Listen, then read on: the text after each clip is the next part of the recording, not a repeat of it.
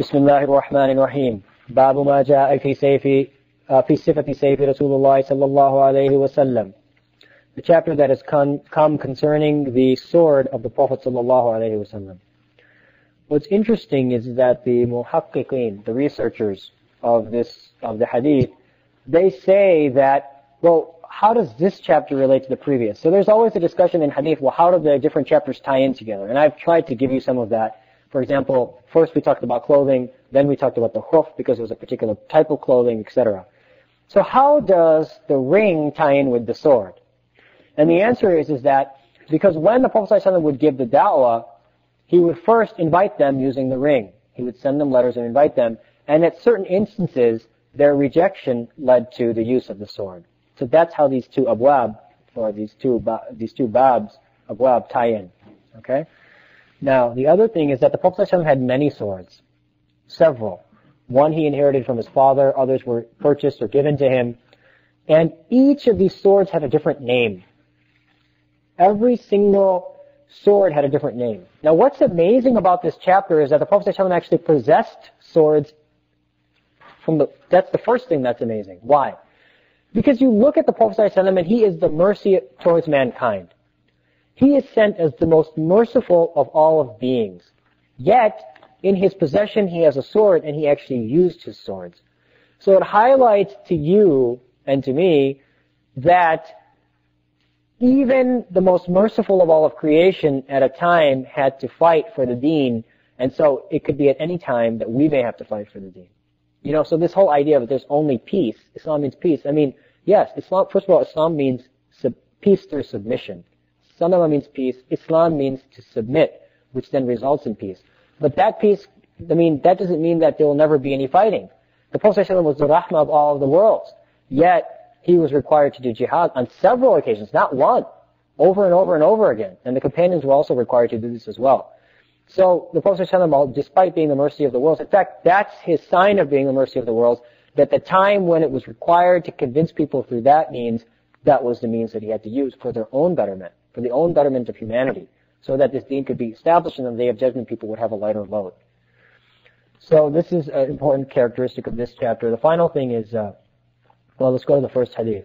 An Anas radiyallahu anhu قال كان كبيئة سيف رسول الله صلى الله عليه وسلم من فضة. The handle of the sword of the Prophet ﷺ was made from fidda.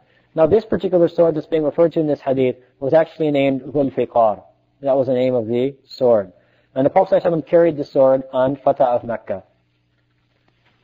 عن سعيد ibn Abi Hassan al-Basri قال كانت كبيئة سيف رسول الله صلى الله عليه وسلم من فضة. Again, same hadith. The handle of the sword of the Prophet ﷺ was made from silver.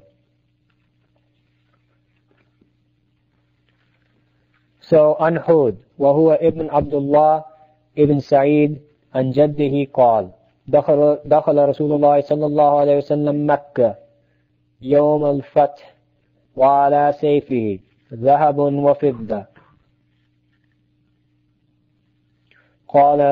قال طالب فسألته عن الفضة فقال كانت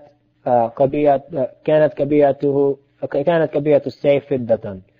So in this particular hadith, the narrator is explaining that when the Prophet ﷺ entered Mecca, he had a sword which had gold and silver. And then Talib asks, what about the silver? Where was it? And he says that it was on the handle of the sword. Now, the sanad of this particular hadith is actually weak. And because it's weak, we cannot use this hadith as a proof for the allowance of gold, meaning the permissibility of gold. The hadith that establishes the prohibition of gold is a strong hadith, and this is a weak hadith, so it can't overrule or nullify that hadith which prohibits gold.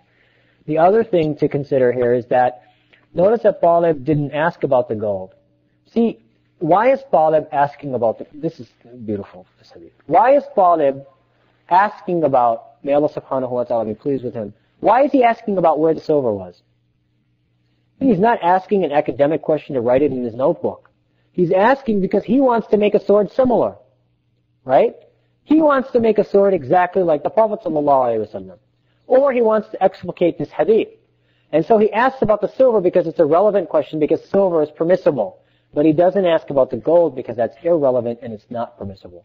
Meaning it was understood that gold was not permissible, and this hadith is an exemption, or it's because of its weakness. So an Ibn Sirin قال صنعت سيفي على سيفي سمرة Ibn Jundub. So Ibn Sirin says, I created a sword. I had a sword made. I made a sword exactly like the sword that Samura ibn Jundub had. وَزَعَمَ Samura, and Samura thought أنه صنع سيفه, that he made his safe على سيف رسول الله صلى الله عليه وسلم وكان حنفيا. So this was the sword of the Prophet صلى الله عليه وسلم. Now, a couple of things about this hadith. The first is that notice again this chain. One person makes a sword like someone, and someone made that sword like the Prophet sallallahu alaihi wasallam. There's kind of a joke here, so I want to just tell the joke. You know, if you read this hadith and you haven't studied it properly, you might read this and say, well, he thought that the sword of the Prophet sallallahu alaihi wasallam, that he made a sword like the sword of the Prophet sallallahu alaihi wasallam, وَكَانَ حَنَفِيًّا, meaning, and the Prophet sallallahu alaihi wasallam was Hanafi or something like that.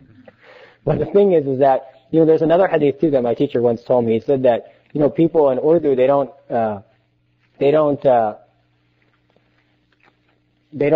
sometimes they read a hadith and they don't have any background in Arabic, or they haven't studied with a teacher, and so there's a hadith that La salata illa bi hudur al-qalb. So, there's no prayer except with the presence of heart. So one time he went into the masjid, this guy went into the masjid, and he sees that there's a man praying, and he has a dog tied to his foot.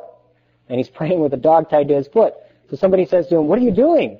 There's a dog tied to your foot. He says, yeah, la salata illa bi hudur al-qalb. There's no salah except for the presence of a dog.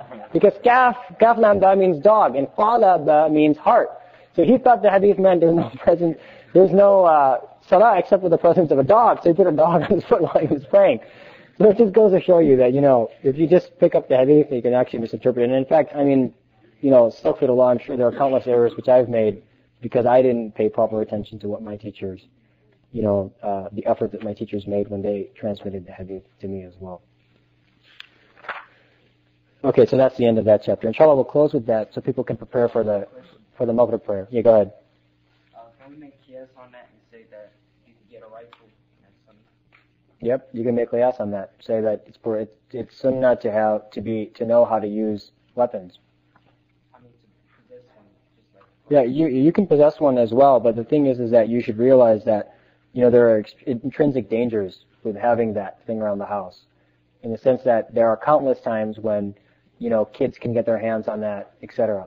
But to possess firearms is to know how to wrestle and to swim and to possess firearms is considered a sunnah. Not that you should ever use it, but just for the sake of having it is considered a sunnah.